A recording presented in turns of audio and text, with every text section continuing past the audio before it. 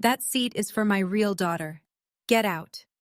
My dad said that to me, at his retirement party, in front of 80 people, and then he pushed me. I hit the hardwood floor in a navy blue dress that used to belong to my mother. She'd worn it to her last anniversary dinner before the cancer took her. I wore it that night to honor my father. I didn't know it would be the night he denied I existed. But what my dad didn't know, what nobody in that room knew, was that the real daughter he'd just handed my seat to had been stealing from him for 8 months, and my husband had the proof in his jacket pocket. Before I go on, please take a moment to like and subscribe, but only if this story hits close to home. Drop your location and local time in the comments. I'd love to know where you're listening from. My name is Heather, I'm 31, and this is the story of the night I almost lost my father forever. Let me take you back to 3 years before that party, the day everything started to fall apart. My dad, Richard Purcell, spent 35 years as a foreman at a manufacturing plant outside of Dayton, Ohio. He punched in at 6, punched out at 4, and spent his Saturdays dragging me around construction sites in steel-toed boots 2 sizes too big for my feet. He'd point at a beam and say, "See how that carries the load, Heather? Everything holds up something else." I was 9 years old, and I had no idea what he was talking about, but I listened. And years later, I became a structural engineer, and I finally understood what he'd been teaching me all along, that the things you can't see are the things keeping everything standing. My mom, Linda, was an ER nurse. She worked nights so she could be home when I got off the school bus. She smelled like antiseptic and lavender, and she sang off-key while she cooked, and she made our tiny kitchen feel like the warmest room in any house I've ever been in since. She and Dad built their life around a small oak table he'd made by hand the year I was born. 3 chairs, one for each of us. No one extra, no one missing, Dad used to say. Mom was diagnosed with pancreatic cancer when I was 11. She died 14 months later. I was 12. Dad didn't fall apart, at least not where I could see it. He kept going to work. He kept making dinner. He kept sitting at that oak table, in his chair, across from mine. Mom's chair stayed empty. I never asked him to leave it that way. He just did. For 3 years after she died, it was just the two of us. And the silence in that house was heavy, sure. But it was ours. Then Dad told me he'd met someone. He said she'd never replace Mom. I believed him. Victoria Ashford walked into our lives wearing a cream-colored cashmere wrap and a smile so practiced it could have been licensed. She was pretty, polished, divorced, and she had a daughter named Brooke who was 2 years younger than me. Dad introduced them over dinner at the house, our house, and Victoria brought a bottle of wine that probably cost more than everything in our refrigerator combined. I'll give her credit. In the beginning, she tried. She asked about my classes. She complimented the curtains Mom had picked out. She even offered to teach me how to drive, which Dad thought was generous. I said no thank you. I already had my permit. They got married when I was 15. Small ceremony. Victoria wore ivory. I wore the black dress Mom had bought me for 8th grade graduation because it was the only formal thing I owned. Nobody said anything about it. Within 6 months, things started to shift. Small things. Victoria replaced the oak table with a marble-top dining set. "Something more modern," she said. Dad agreed. The old table went to the garage. The first Thanksgiving after the wedding, I came downstairs and my chair, the one Dad had carved my initials into when I was 8, was gone. "We needed a matching set," Victoria said, smoothing a linen napkin across the new marble. Brooke moved in full-time around then. She took the guest room, which Victoria redecorated with sage wallpaper and a new vanity. Brooke was 13, chatty, eager. She called my dad Dad from the first week, and my dad, who hadn't cried once since my mother's funeral, got misty-eyed and hugged her at the dinner table. The new dinner table. I watched from the kitchen doorway and didn't say a word. That was my first mistake. I left for college at 18. Clemson. Structural engineering. Full ride on academic merit. Dad drove me to campus, helped me carry my boxes, and stood in the parking lot for a long time after I told him I'd be fine. Victoria stayed home. She said she had a migraine. Every time I came back for a break, something else had changed. Mom's photos migrated from the living room wall to the hallway, then to a shelf in the basement. Her recipe box disappeared from the kitchen counter. Her garden, the one she'd planted with coneflowers and black-eyed Susans the spring before she got sick, was pulled up and replaced with ornamental grasses that didn't bloom. My bedroom became Victoria's yoga studio. When I asked where my things were, she pointed to 3 cardboard boxes in the garage, stacked next to Dad's old oak table. We needed the space, sweetheart. Brooke's doing online classes and she needed a quiet room. Brooke already had a quiet room, but I didn't argue. That was the pattern. Victoria would take something small, frame it as practical, and Dad would go along because fighting about curtains and chairs felt beneath him. He was a foreman. He solved real problems, load-bearing problems. He didn't have the bandwidth for domestic politics. I met Marcus at a structural engineering conference when I was 25. He was a forensic accountant presenting on construction fraud investigations. We talked for 3 hours about how numbers lie and how buildings don't. We married 2 years later, at a courthouse, with 12 guests. Dad came. He walked me down the aisle. Victoria came too. She developed a headache around the toasts, and they left before we cut the cake. The last time my father looked me in the eye, we were standing outside that courthouse. He squeezed my hand and said, "Your mom would have liked him." That was 4 years ago. 3 years before the retirement party, I was managing a bridge inspection in Tennessee when Christmas crept up on me. The project was behind schedule. The contractor had cut corners on the expansion joints, real load-bearing issues, the kind that kill people. And I couldn't leave until the county signed off on the remediation plan. I called Dad on December 23rd to explain. Voicemail. I left a message. "Hey Dad, I'm stuck on a job site. I'm so sorry I can't make it home for Christmas. I'll come in January. I love you. Merry Christmas." No callback. I figured he was disappointed. I texted him Christmas morning. No reply. I called again New Year's Day. Voicemail. I called the landline. Victoria answered. Her voice was cool and flat. "Heather, your father said he doesn't want to talk right now. I think you should respect that." So I did. I gave him space.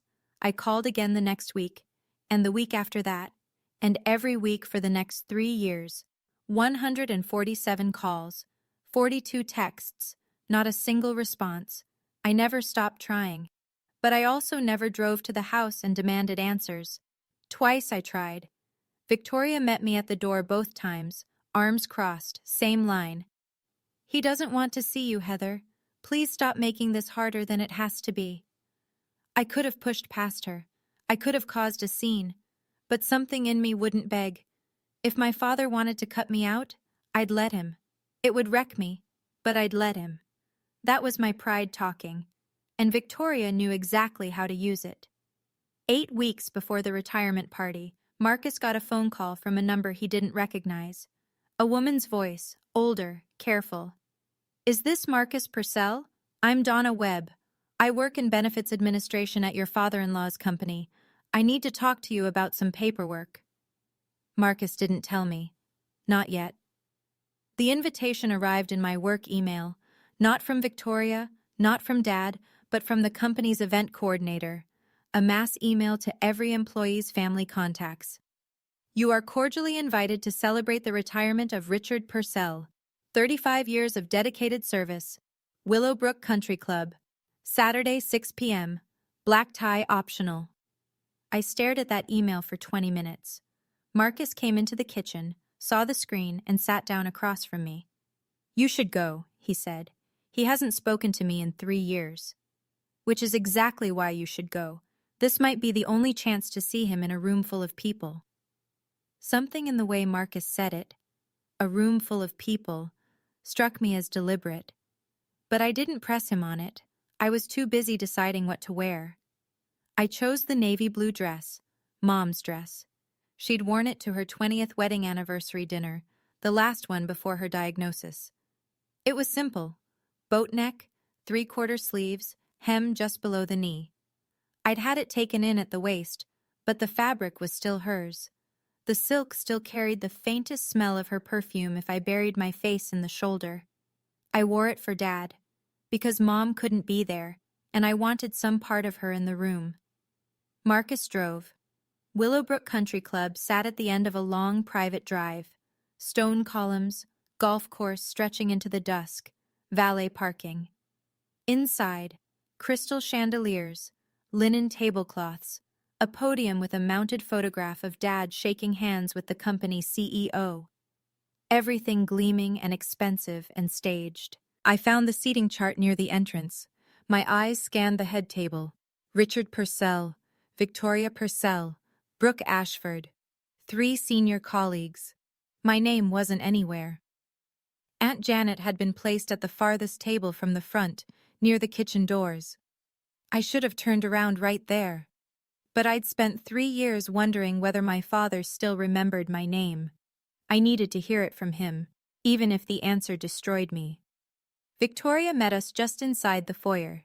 She wore a charcoal Hermes scarf draped over a fitted black dress, and her smile landed on me like a camera flash, bright, blinding, and gone in a second. "Oh, Heather, I didn't think you'd actually come." "The invitation said family," I replied. "Of course." She touched my elbow and steered us through the main hall. Not toward the head table, not toward Dad. She guided us to a two-top near the back wall, the kind of table they set up when they've run out of room, wedged between a pillar and the service corridor. No nameplate, no centerpiece, just 2 chairs and a breadbasket.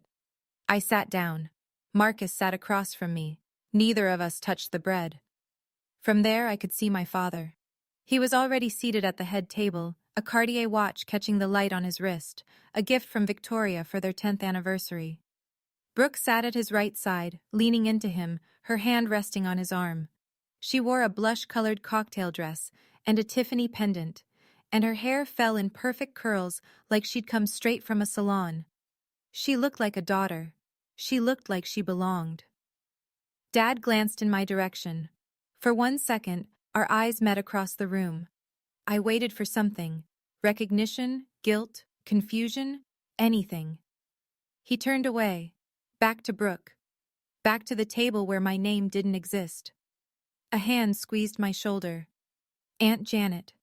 She'd crossed the entire room to reach us, weaving between tables with her reading glasses still on her head. She leaned down and whispered, close enough that I felt her breath on my ear. "I'm glad you came, honey. There are things you need to know." She squeezed my hand, and 4 words dropped into the space between us like stones into water. They changed his papers. Before I could ask Janet what she meant, Victoria took the podium. She tapped the microphone twice and the room settled into silence. "Good evening, everyone. Tonight, we celebrate the most incredible man, husband, and father I've ever known, Richard Purcell." Applause. Victoria smiled. Behind her, a projector screen blinked to life with a slideshow. 35 years of Dad's career compressed into 100 photographs. Dad on the factory floor. Dad shaking hands with executives. Dad at company picnics. And then the family pictures started. Victoria and Richard at a vineyard. Brooke and Richard at a football game. Victoria, Brooke, and Richard posing on the porch of the house I grew up in. Photo after photo after photo. Not one image of me. Not one image of my mother. 35 years of my father's life, and Linda Purcell had been edited out entirely. As if she'd never existed. As if I'd never existed. Victoria turned back to the crowd. "And I want to give a special recognition to Richard's daughter, Brooke, his pride and joy, who has followed in his footsteps and made him so proud." Brooke stood up from the head table and gave a little wave. People clapped. I felt Marcus's hand tighten around mine under the table. A man approached us during the applause. Gray-haired, khakis, company polo. Phil. He'd worked with Dad for 20 years. He looked at me with furrowed brows. "Aren't you Heather? Rick talked about you all the time. Showed us your college graduation photo, your engineering license. What happened?" I opened my mouth, but nothing came out. I didn't know what had happened. That was the worst part. I had spent 3 years constructing an explanation. Dad was angry, Dad needed space, Dad moved on, and none of it held anymore. "I don't know," I said, "but I'm here to find out." The slideshow ended. The waitstaff began circulating with entrees. Conversations resumed. Victoria returned to the head table and placed her hand on Dad's shoulder like a claim stake. I set my napkin on the table and stood up. Marcus looked at me. "Are you sure?" I didn't drive 4 hours to eat bread rolls in a corner. I walked, straight through the center of the room, past Phil's table, past the middle managers and their wives, past the company VP, who paused mid-sentence to watch me go by. 80 people, and I felt every pair of eyes follow me like I was crossing a courtroom floor. The head table was elevated on a low platform, just 6 inches, but enough to make you feel like you were approaching a stage. I stepped up. Brooke saw me first. Her smile faltered. There was one empty chair at the table's far left. It belonged to a colleague who hadn't shown up. I stood beside it and rested my hand on the back. "Dad." Richard looked up. His jaw tightened. "It's been 3 years," I said. "Can we talk?" Silence at the head table. Victoria leaned in and whispered something to Richard. I couldn't hear it, but I watched his expression harden. Whatever she said reinforced the wall she'd spent 3 years building. Dad pushed his chair back and stood up. He was 6'1", broad-shouldered, and the foreman posture was still there even at 63. He looked down at me and I saw nothing. No warmth, no recognition, no conflict. Just a stranger wearing my father's face. For one fraction of a second, I thought he was going to hug me. He put both hands on my shoulders and pushed. I went backward off the platform. My heel caught the edge and I hit the floor, not gracefully, not dramatically, just hard. My hip struck the polished hardwood. The seam of Mom's dress split along the hem with a sound like a whisper tearing in half. "That seat is for my real daughter." Dad's voice carried across the entire room. "You lost the right to sit here when you turned your back on this family. Get out." I was on the floor, looking up at my father. And behind him, Brooke slid into the empty chair. My chair, the one I'd walked across the room to reach, and settled into it, like she'd been waiting for this moment. "It's okay, Dad," she said, resting her hand on his arm. "She can't hurt you anymore." 80 people, colleagues who'd known my dad for decades, family friends, the company VP. Nobody moved, nobody spoke. Forks hovered. Conversations died mid-syllable. The entire room held its breath and chose silence. I sat on that floor and felt the cold hardwood through the fabric of my mother's dress. The torn hem pooled around my knee. My clutch had fallen open beside me, and there, half spilled onto the floor, was a photograph. Me at 5 years old, sitting on my dad's shoulders at one of his construction sites. Hard hat on my head, grinning so wide my eyes disappeared. He was laughing. I carried that photo everywhere. I didn't cry. I stared up at the man who taught me how buildings stand, and I saw something terrible in his face. Certainty. He was certain he was right. Victoria had spent 3 years making sure of that. I put my palms flat on the floor and started to push myself up. One step from the door. That's how close I was to walking out of that room and never coming back. Then I heard a chair push back, and it wasn't mine. It was Marcus. I was still on one knee when Marcus stood up from our corner table. He didn't rush. He buttoned his suit jacket, a single precise motion, and adjusted his cuffs. I'd seen him do that 100 times before presentations at his firm. It was his tell. It meant he was about to lay something out in a way that left no room for argument. Victoria noticed him first. I watched her eyes track his movement across the room, and something flickered behind her expression. The briefest crack of alarm, filled in immediately with a hostess smile. Marcus, she called out, her voice pitched for the room to hear. I think it's best if you take Heather home. She's had a long night. Marcus didn't look at her. He walked past the center tables, past Phil, past the murmuring guests who couldn't decide whether to stare or pretend nothing was happening. He walked straight to me and offered his hand. I took it. He pulled me up. He looked at the torn hem of Mom's dress, and his jaw tightened, and for 1 second, I saw something cross his face that wasn't calm at all. He set it aside. He steadied me, then turned toward the head table, toward my father. Mr. Purcell. His voice was conversational. Not loud, not aggressive. The tone you'd use in a conference room, not a confrontation, but every syllable carried. I'm Marcus, your daughter's husband. The daughter you just pushed to the floor. Richard's face reddened. I don't have anything to say to you. Take her and leave. I understand, sir, but before we go, I have one question.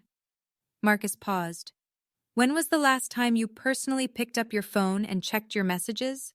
Richard blinked. What? It's a simple question, sir. Victoria stood up so fast her chair scraped the platform. Marcus, this is not the time or place. Actually, Mrs. Purcell, Marcus said, still looking at Richard. This is exactly the time and place. Okay, I need to pause here for a second, because at that moment, I was ready to leave.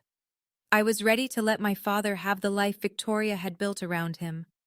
But Marcus had been sitting at that corner table, quiet the whole evening, holding something in his jacket pocket that nobody in the room knew about. Something that would change everything. Before I tell you what happened next, if this story has hit you somewhere personal, hit that like button.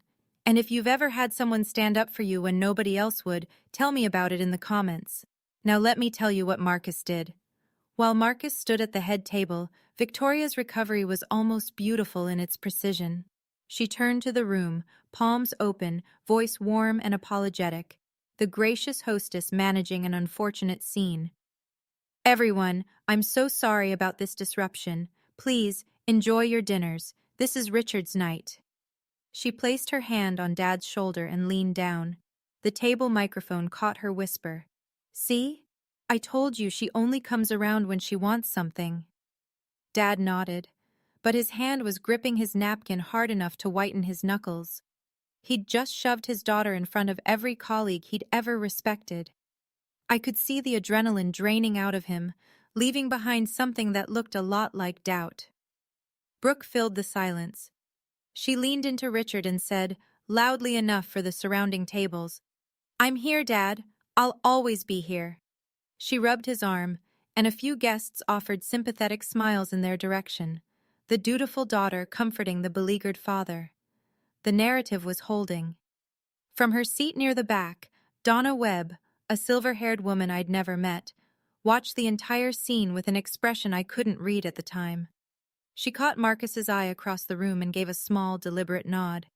I didn't understand what it meant. I would soon. Phil, the gray-haired colleague who'd spoken to me earlier, broke the hush at his table. That was wrong, Rick. His voice was low but firm. That girl drove 4 hours to be here. Dad didn't answer. Victoria pressed on, lifting her champagne glass. To Richard, and to the family that chose to stay. A scattering of glasses rose, polite, uncomfortable. The kind of toast people drink to because refusing would require a courage nobody in that room had summoned yet. Nobody except Marcus. Victoria stepped down from the platform and crossed the room toward me. She moved with the precision of someone who has rehearsed their exits. Chin up, smile set, heels clicking a clean rhythm on the hardwood. She stopped 3 feet from where I stood near the coat check, smoothed her Hermes scarf, and lowered her voice. Heather, sweetie. I think it's best if you leave quietly. You've already embarrassed your father enough for one evening. I embarrassed him? He pushed me to the floor. Because you showed up uninvited to a private family event. If you really loved your father, you would have respected his wishes. His wishes? Or yours? Her smile didn't waver, but her eyes went flat. Let me be very clear. Richard has made his decision. His retirement, his benefits, his house, everything is taken care of. You are not part of that plan. She paused, adjusting her tone the way you'd adjust a thermostat, carefully, precisely. Walk away gracefully, or I will make sure everyone here knows exactly what kind of daughter you've been. I should have walked away. Every rational bone in my body told me to turn around, get in the car, and drive 4 hours home. But something she'd said, his benefits, his house, everything is taken care of, landed wrong. It sounded less like a wife protecting her husband and more like an investor protecting a portfolio. What kind of daughter calls her father every week for 3 years and never gets an answer? I said. Victoria's face changed. It was fast, a half second of something raw and startled, and then the mask slid back into place. I don't know what you're talking about. But I'd seen it, that micro-expression, that flinch. She knew about the calls. She'd known the entire time. Marcus had been watching from the center of the room. I didn't know it then, but he'd been waiting for this exact moment, the point where Victoria would overplay her hand. He'd told me later that the plan was never to confront her. It was to confront my father. Victoria was just the obstacle. He walked toward the head table with the kind of unhurried pace that makes people stop chewing. Every step deliberate, hands at his sides. He passed Victoria without a glance and stopped directly in front of Richard. The room noticed. Conversations thinned. Forks paused. Mr. Purcell, Marcus's voice was steady. Before your wife called security, which I assume she's about to do, I'd like to ask you one more question. Richard glared. I told you to leave. I heard you, and I will. Right after you answer this, when was the last time you personally reviewed your 401k beneficiary designations? The question landed like a stone in still water. Richard's expression shifted from anger to confusion. My beneficiary? What does that have to do with anything? When was the last time you checked? I don't know. Years ago. Victoria handles all the... He stopped. Victoria handles all the paperwork, Marcus finished for him. I know she does. Victoria's heels were already clicking toward them. Richard, don't engage. He's trying to confuse you. This is what they do. They manipulate. Mrs. Purcell, Marcus said, and this time he did look at her. You can stop. I already have the paperwork. He reached into his jacket and pulled out a manila envelope. It was thick, maybe 20 pages folded inside. He set it on the table in front of Richard with the same care you'd use to place a document in front of a judge. The room went quiet for the second time that evening. But this silence wasn't directed at me. Victoria recovered faster than I thought possible. She pivoted, physically and strategically, and placed herself between Marcus and Richard, her hand on her husband's arm, her body angled to block the manila envelope from his line of sight. Richard, listen to me. They're trying to ruin your night. This is your retirement. 35 years, and they want to turn it into some kind of courtroom drama. She looked at the nearest guest with wide, wounded eyes. I'm so sorry, everyone. Heather has always been difficult. We've tried everything. A few people at the surrounding tables shifted in their seats. One woman reached out and patted Victoria's arm. The narrative was tipping back in her direction. I stood near the coat check, watching Marcus hold his ground while Victoria performed the most convincing act of victimhood I'd ever seen. I felt the fight draining out of me. She was too good at this. Then I noticed something. Marcus had set the manila envelope on the table, and it had opened slightly from the weight of its contents. Inside, I could see 2 documents, forms of some kind, set side by side. Different fonts, different dates. I couldn't read the text from where I stood, but I recognized the layout. I'd seen beneficiary forms before, during our own life insurance paperwork. Marcus had been sitting at our kitchen table 2 weeks ago, comparing 2 documents late at night. When I asked what he was working on, he'd said, "Something for a case. I'm not sure yet. I need to verify it." He hadn't been working on a case. He'd been working on this. Mr. Purcell, Marcus said quietly, I'm not here to ruin your evening. I'm here because someone has been systematically dismantling your financial future, and you don't know it yet. Victoria's voice shot up. Richard, tell him to leave. Richard's hand hovered over the envelope. He hadn't opened it, but he hadn't pushed it away either. Even if any of this were true, Richard said slowly, what does Brooke have to do with my retirement account? She owes $180,000 from a failed startup, Marcus said. Did you know that? Richard's head swiveled toward Brooke. She was still seated in the chair she'd taken from me. Her face went pale. That's not true. He's lying, Dad. Of course he's lying, Victoria said, pressing closer to Richard's side. He's an accountant. They twist numbers for a living. Marcus didn't flinch. I'm a forensic accountant, actually. Checking numbers for accuracy is literally what I do for a living. I spend my days identifying when financial documents have been altered. He let that hang for a moment. Sir, can I show you what's in this envelope? That's all I'm asking. 60 seconds of your time. The room had gone so quiet I could hear the ice shifting in water glasses 3 tables away. Guests who'd been pretending to eat had given up the pretense. Everyone was watching. Richard stared at the envelope. Victoria stared at Richard. Brooke stared at the tablecloth. Even if Brooke has debt, Richard said, that's her business. What does it have to do with me?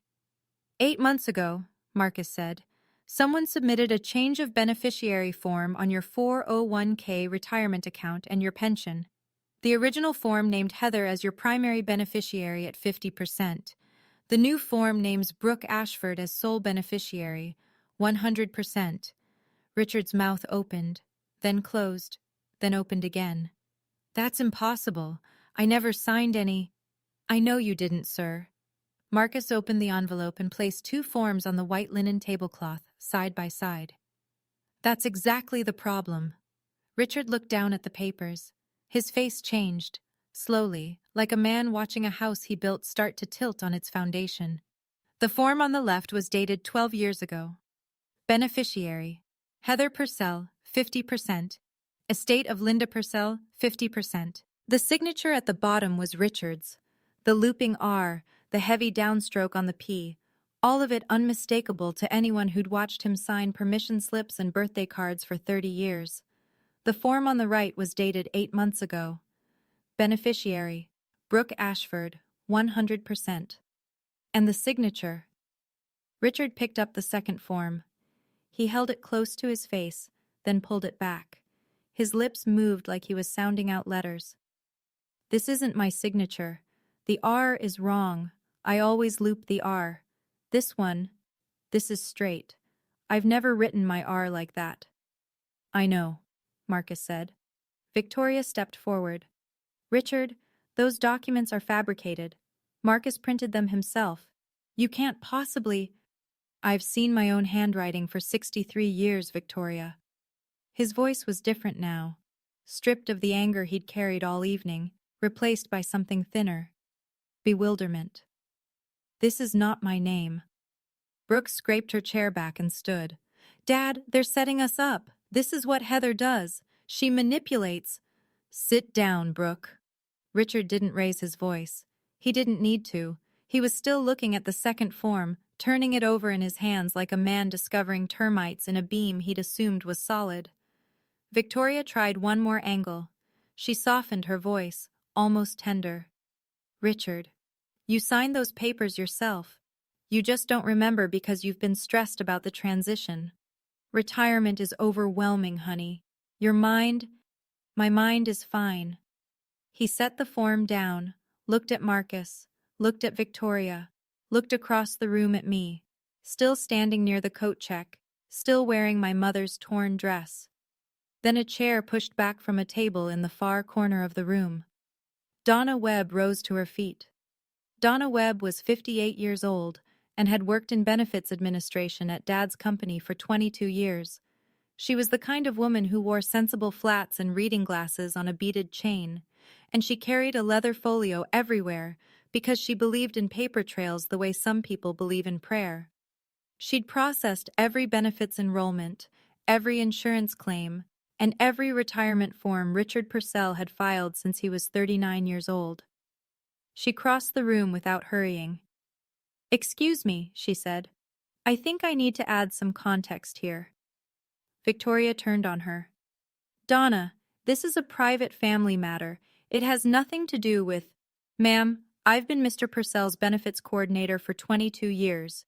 When someone submits a change to an employee's retirement beneficiary using what appears to be an irregular signature, that's a company matter." The room sharpened. Guests who'd been wavering between sympathy for Victoria and curiosity about Marcus now sat up straighter. Donna opened her folio.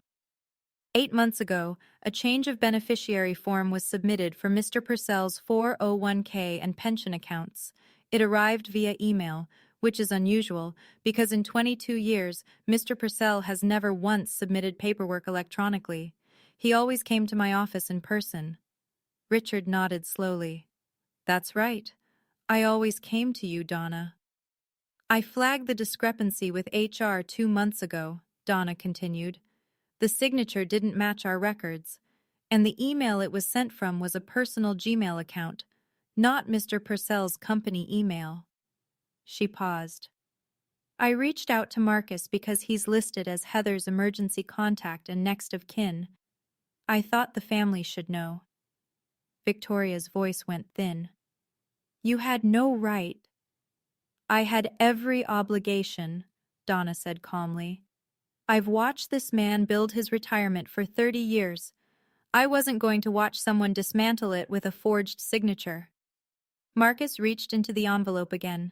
This time he pulled out a printout. Several pages stapled together. Rows and rows of dates, times, and phone numbers. "Mr. Purcell, your wife told you that Heather never calls, that she turned her back on this family, that she didn't care." Marcus set the printout next to the beneficiary forms. "These are Heather's phone records from the past 3 years, obtained directly from her carrier. 147 outgoing calls to your phone number, 42 text messages, every week, sometimes twice a week, for 36 consecutive months." Richard picked up the printout. His finger moved down the columns, call after call after call. The dates lined up like a drumbeat, every Sunday, almost without exception. That can't be right," he said. "My phone never rang. I never saw—" "Check your phone, sir," Marcus said gently. "Right now. Go to settings. Then blocked contacts." Richard reached into his pocket with the slow, deliberate motion of a man who already suspects what he'll find. He tapped the screen, navigated through the menus with the clumsy swipes of someone who'd never explored his own settings. He found the list. One number, blocked. The area code matched the city where Heather and Marcus lived. Richard looked up from the phone. His eyes moved to Victoria, and for the first time all evening, I saw the man I remembered.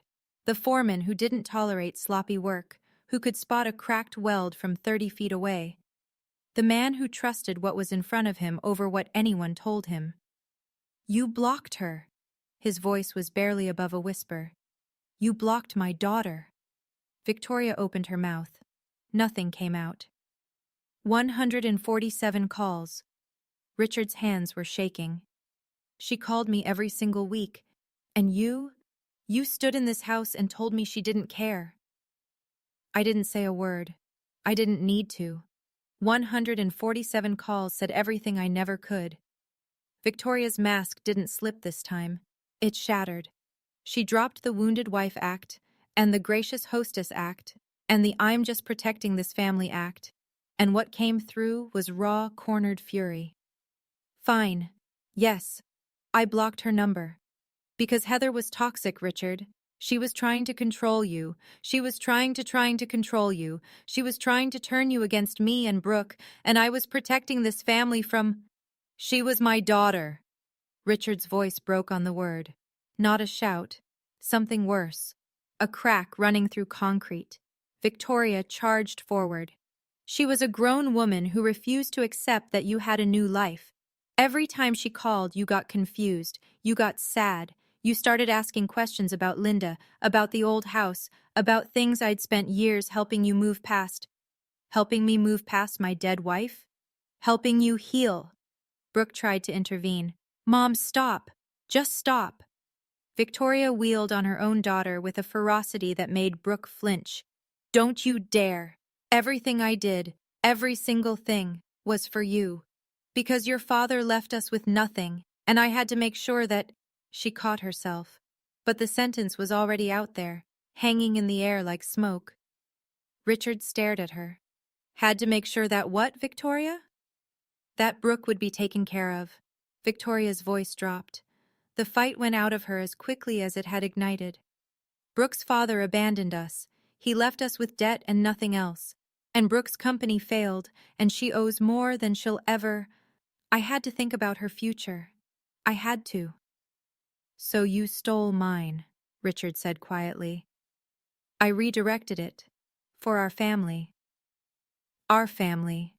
Richard repeated the words like he was tasting something spoiled. You erased my daughter, forged my name, and looted my retirement fund, and you call that family. Victoria had no answer for that. For the first time in 16 years, she had no answer at all.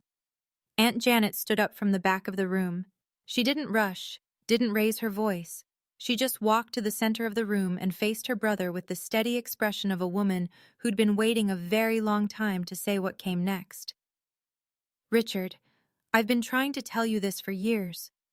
Richard turned to her, and I could see the exhaustion settling into his shoulders, the posture of a man who'd spent the last 10 minutes discovering that the floor he'd been standing on was rotten. I watched Victoria shut Heather out of this family piece by piece, Janet said. The photographs, the phone calls, the holiday invitations that somehow never reached her. I came to you 5 separate times and told you something was wrong, and every time you said the same thing. Janet, you just don't like Victoria. Stay out of it. Jan, no, Richard. You pushed your daughter to the floor tonight, in front of every person you've worked with for 35 years. You need to sit with that. Phil nodded from his table. A few others did too. The kind of quiet, weighted nods that don't need words. Richard lowered himself back into his chair at the head table. He set his phone on the linen cloth, screen still showing the blocked contacts list. His hand rested on the printout of phone records. 147 calls mapped in black and white. The Cartier watch glinted under the chandelier. He didn't look at Victoria. He didn't look at Brooke. He looked at the empty space in front of him. The space where the retirement speech should have lived, where the champagne toasts and the proud family portrait should have happened. All of it gone, replaced by paper trails and silence. Janet's voice carried across the still room. I loved you enough to keep trying, Richard, but Heather loved you enough to call 147 times when you never picked up. Think about which one of us gave up. At that point, my father was sitting in the same chair he'd pushed me away from, staring at his phone like he was seeing it for the first time. And honestly, part of me wanted to walk away right then, let him sort through the wreckage on his own. But that's the thing about family. The people who hurt you the deepest are the ones whose apology would mean the most. So what happened next? Did Richard finally see it all clearly? Or did Victoria find one last lie to save herself? Stay with me. Richard stood up from the head table. He moved slowly, like someone walking through water, fighting current with every step. He stepped off the platform and crossed the ballroom floor. Victoria called after him. Richard, where are you going? Richard! He didn't turn around. 80 people watched my 63-year-old father walk the length of that room, past the tables of colleagues, past the champagne flutes and the linen napkins and the framed portrait of himself shaking hands with the CEO, past all of it. He stopped in front of me. We stood 3 feet apart, close enough to touch, close enough for me to see the vein pulsing at his temple and the shine in his eyes that he was fighting to control. His gaze dropped to my dress, the torn hem, the navy silk, the boat neck my mother had picked out 20 years ago. That's your mother's dress, he said. Yes. You wore your mother's dress to my party.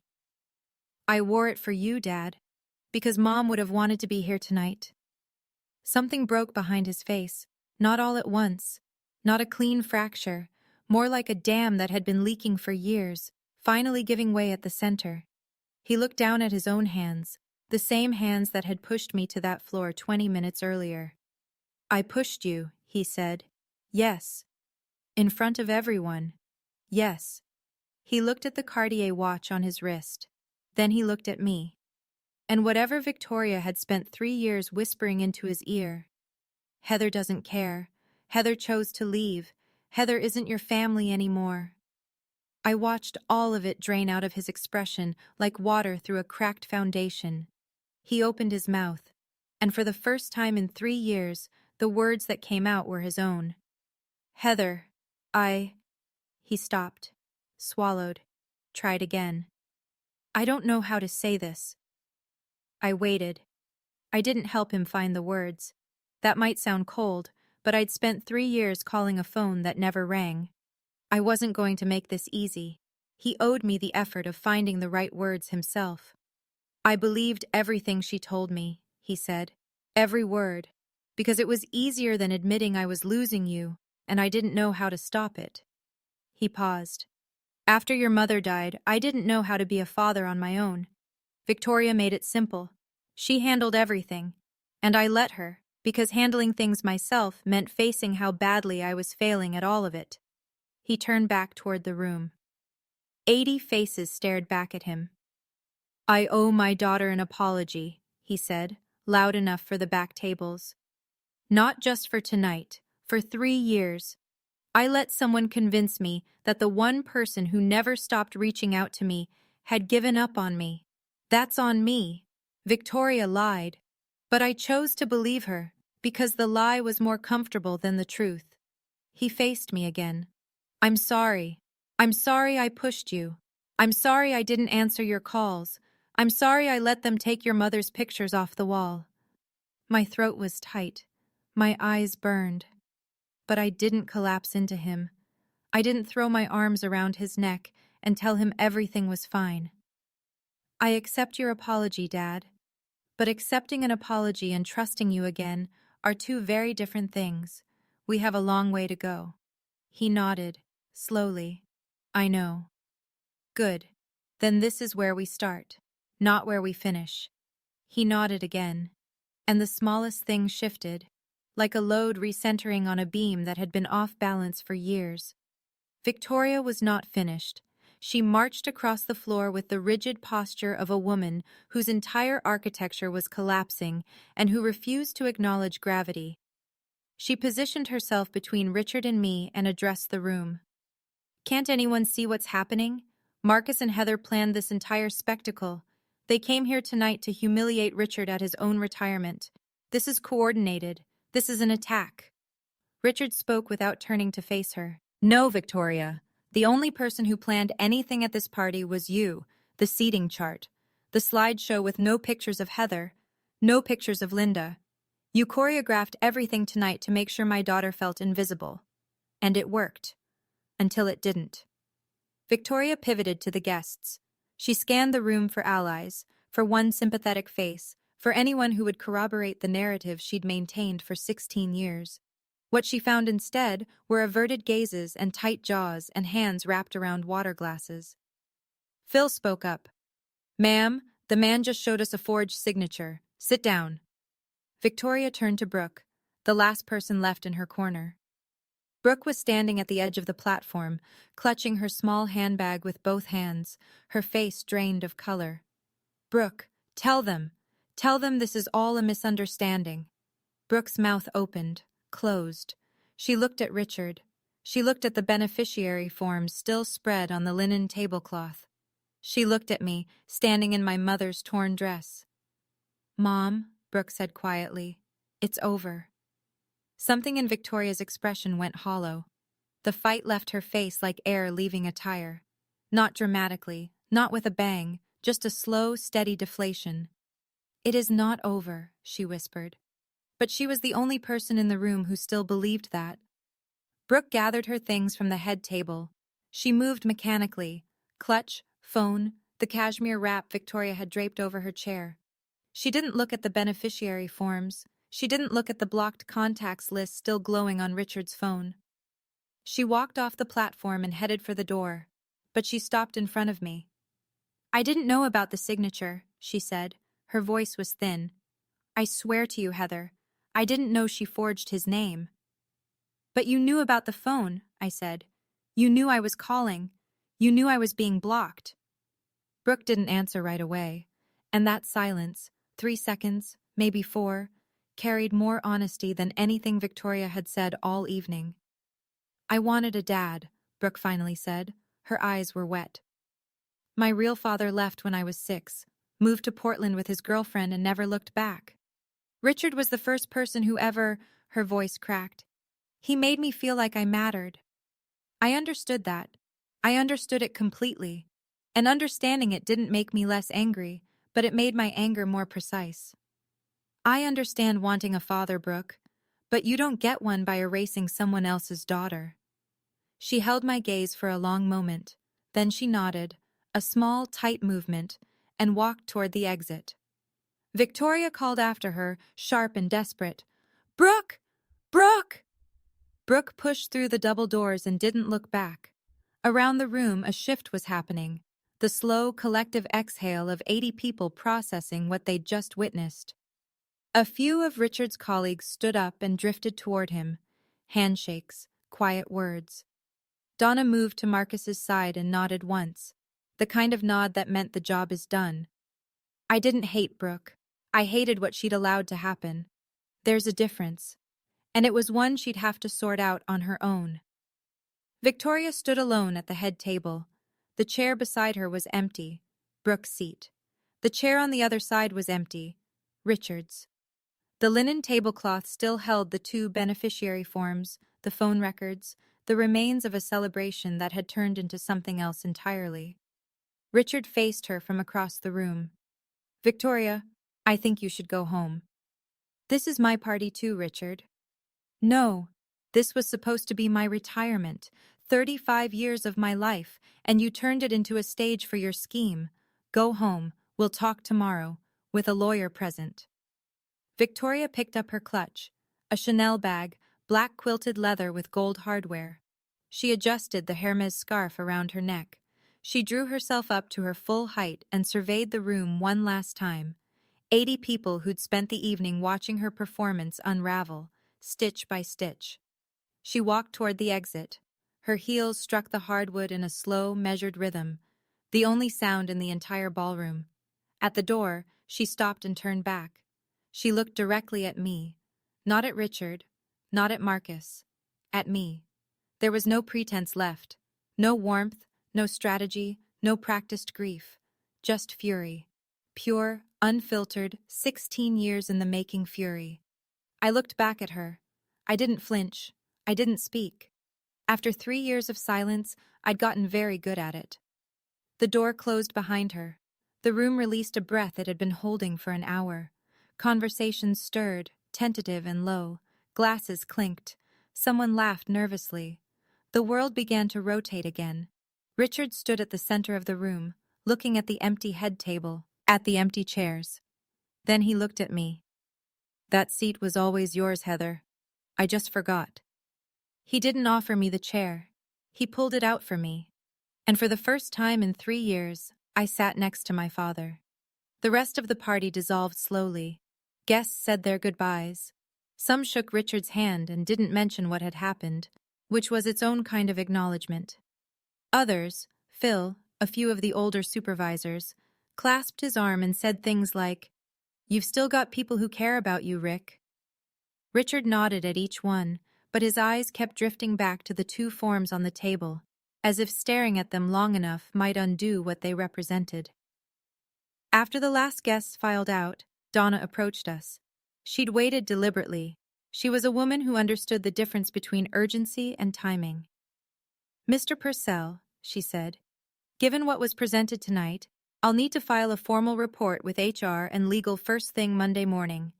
Your beneficiary designations will be frozen pending an internal investigation. No changes, no withdrawals, no distributions until we've verified the chain of custody on every document." Richard nodded. "Do what you need to do, Donna. And thank you. You didn't have to come forward like that." Yes, I did. She closed her folio. I also pulled the email submission logs before tonight. The beneficiary change was sent from a personal Gmail address. The IP address traces back to a residential location, your home, Mr. Purcell. And this isn't the first irregularity. 2 years ago, a request was submitted to add Brooke Ashford as a beneficiary on your company life insurance policy. I rejected it because she doesn't qualify as a legal dependent. Richard closed his eyes. 2 years. Victoria had been working on this for at least 2 years, and he'd never known. Marcus stood beside me. Your 401k and pension, together, they're worth roughly $420,000. If the forms had gone through unchallenged, you would have retired with nothing in your name. Everything I earned, Richard said quietly. 35 years. Every cent of it, Marcus confirmed, would have gone to Brooke Ashford the day you filed your final paperwork. Marcus and I drove home in the dark. The highway was empty. Fields slid past outside the windows like dark water, and neither of us spoke for the first 20 miles. I looked down at Mom's dress. The hem was torn from where I'd hit the floor. A thread hung loose near the knee. I ran my thumb over it and thought about how some things can be mended and some things can only be worn with the damage showing. You knew, I said, before tonight. I knew for 2 weeks. Donna called me 2 months ago with her concerns. I spent the rest of the time pulling records, verifying signatures, cross-referencing the submission logs with the company's internal audit trail. I needed every piece to be airtight before I brought it to your father. Why didn't you tell me? Marcus kept his eyes on the road. Because if I'd been wrong, if the signature discrepancy turned out to be a clerical error, or if Donna's suspicions didn't hold up, I would have been another person making promises about your father that fell apart. You've had enough of that.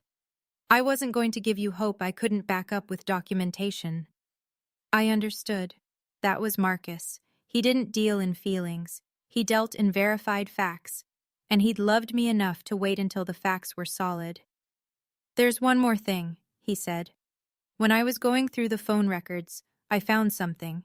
3 years ago, Christmas Eve, the night you left that voicemail. You also sent a text. I remembered. Merry Christmas, Dad. I'm sorry I can't make it. I love you. It was delivered, and it was read. The carrier's red receipt shows it was opened at 11:47 p.m., Christmas Eve. My chest tightened. He saw it? Someone saw it. Marcus paused, and then deleted it, and blocked your number the next morning. Victoria had read my Christmas message to my father. She'd seen the words, "I love you, Dad," and erased them. 1 week later, the pieces started falling into place, slowly, unevenly, the way things do in real life when there's no editor trimming the awkward parts. HR completed its preliminary investigation by Wednesday. The second beneficiary form was confirmed as fraudulent. The signature analysis didn't match company records, and the submitting email address was linked to an account registered under Victoria's maiden name. Richard's original beneficiary designations were restored. Heather Purcell, 50%. Estate of Linda Purcell, 50%. The way Dad had written it 12 years ago. The way it should have stayed. Richard met with a divorce attorney on Thursday. Victoria had already moved most of her personal belongings out of the house by then. She'd done it while Richard was at a follow-up meeting at the plant. No conversation, no negotiation, just empty drawers and a closet stripped of Hermes and Chanel. Brooke sent me an email on Friday. 2 lines. You were right about the phone. I should have said something. I read it 3 times. I didn't respond. Not because I was punishing her, but because I hadn't figured out what honest words looked like yet. She deserved a real answer, and I wasn't ready to give one. Richard called me Saturday morning. The first phone call from my father in 3 years. We sat in silence for the first 10 seconds, the kind of silence that used to fill our kitchen after Mom died, full and heavy and strangely familiar. I don't know how to fix this, he said. You don't fix it in one phone call, Dad. But this call, right now, is a start. I heard him exhale, long and shaky. Then, I'm wearing the Timex, the watch I'd bought him with my first summer job paycheck when I was 16, a $30 Timex from a display case at Walmart. I didn't know he'd kept it. Good, I said. That's a start too. 2 weeks after the party, I pulled into my father's driveway for the first time in 3 years. Marcus waited in the car. Take your time, he said. I'll be here. The front door was unlocked. I stepped inside and the house smelled different. Not bad, just different. Victoria's candles were gone. The ornamental grasses she'd planted were still in the yard, but someone had set a single pot of black-eyed Susans on the porch railing. Mom's flower. Dad must have bought them at the nursery. The marble dining table was gone. In its place, in the middle of the kitchen, sitting on the same scuffed tile floor I'd walked on as a kid, was the oak table. Dad had pulled it from the garage, sanded it down, and refinished it. The grain was darker now, seasoned by years of storage. But the joints were tight and the legs were level, and when I ran my hand across the surface, I could feel the grooves from 1,000 family dinners. I found my chair, the one with my initials carved into the back, HP, scratched in with a pocket knife by a man who wanted his daughter's name in the wood so she'd always know where she belonged. The chair wobbled slightly. Dad had re-glued the leg, but the joint wasn't perfect. Some of the scratches won't come out, Dad said from the kitchen doorway. That's okay, Dad. Neither will some of mine. He poured 2 cups of coffee in plain ceramic mugs. No Wedgwood china, no marble. Just 2 cups on an oak table in a kitchen that was starting to remember what it used to be. On the wall behind him, a framed photograph of my mother, Linda Purcell, smiling, back where she belonged. I glanced at Dad's phone, resting on the table. The screen was unlocked. I could see the settings app open, blocked contacts. The list was empty. He'd figured it out himself. We didn't talk about everything that afternoon. We didn't need to. Sometimes sitting at the same table is enough. People ask me if I've forgiven my father.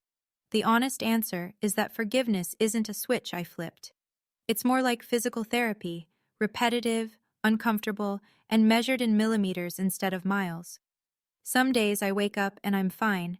Some days I remember the floor, the hardwood, the sound of my mother's dress tearing.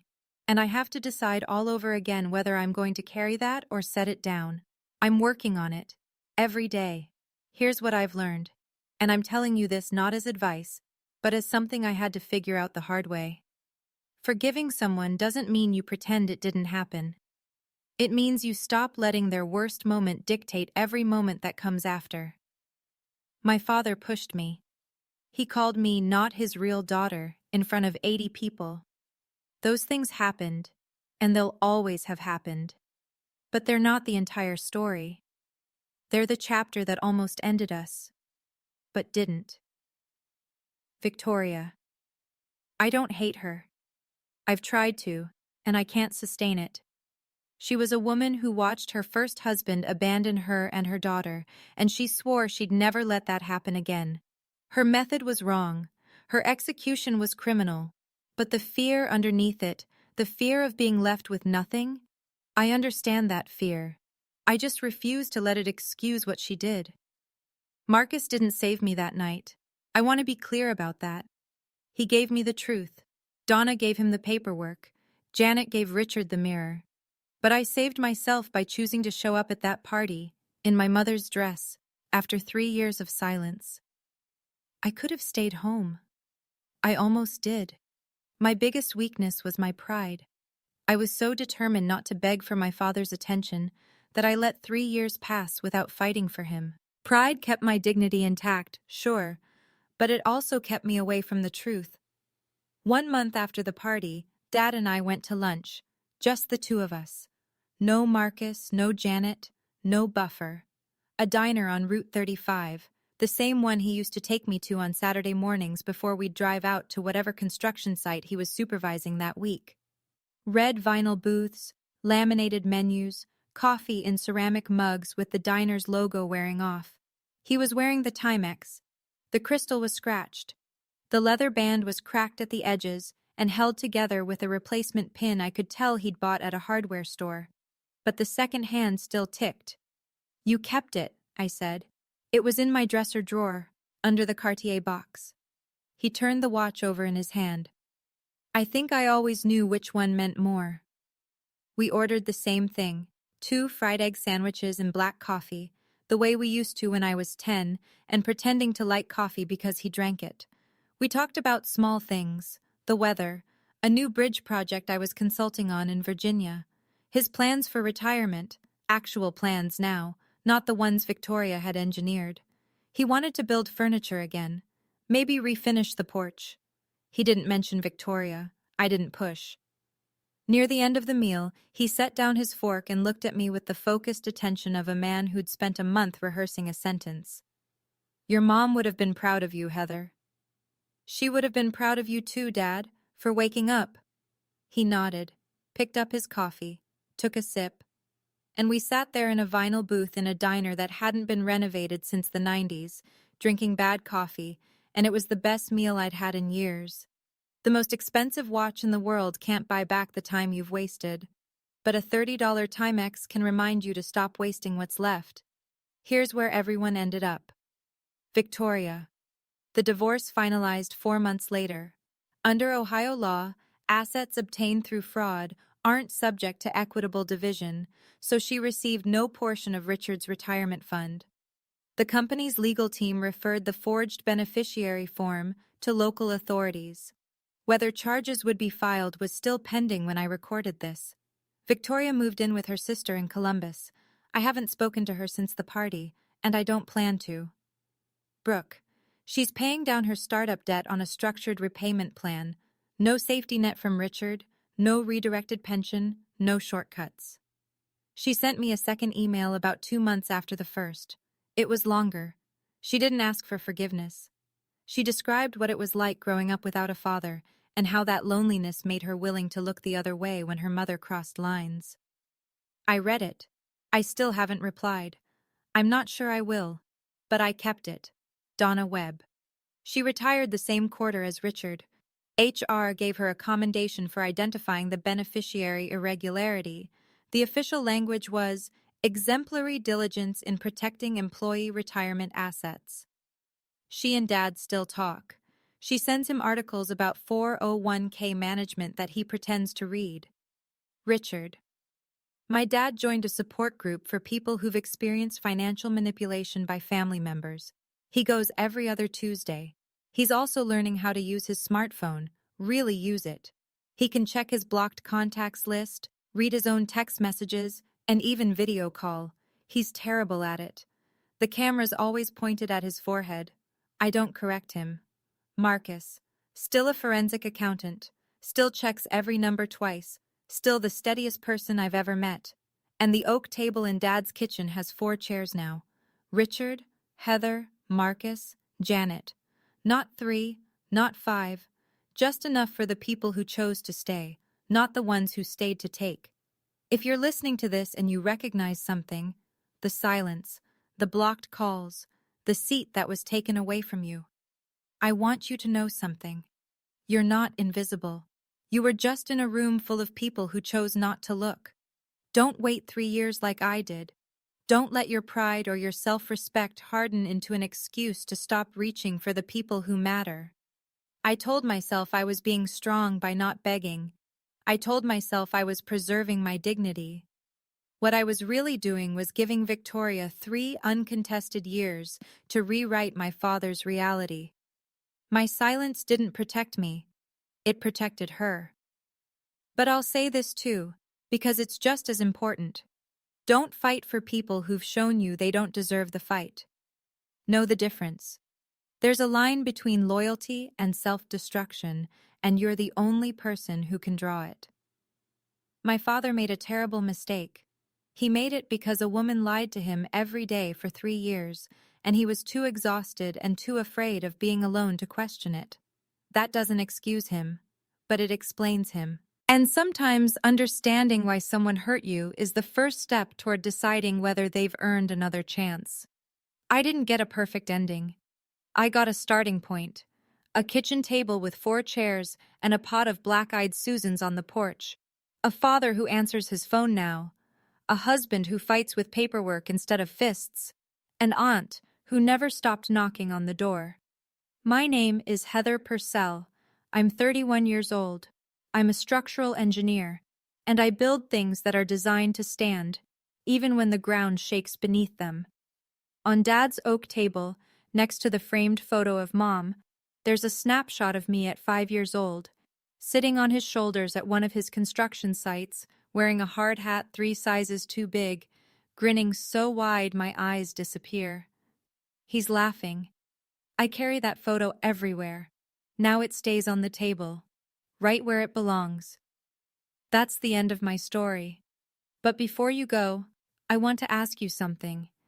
If you could go back and say one thing, just one honest thing, to the family member who hurt you the most, what would it be? Not to fix it, just to say your truth. Drop it in the comments. I read every single one. And if this story made you feel a little less alone tonight, that's everything I could have hoped for. There's another story linked in the description that hit me just as hard to tell. I think you'll understand why once you hear it. Thank you for staying until the end.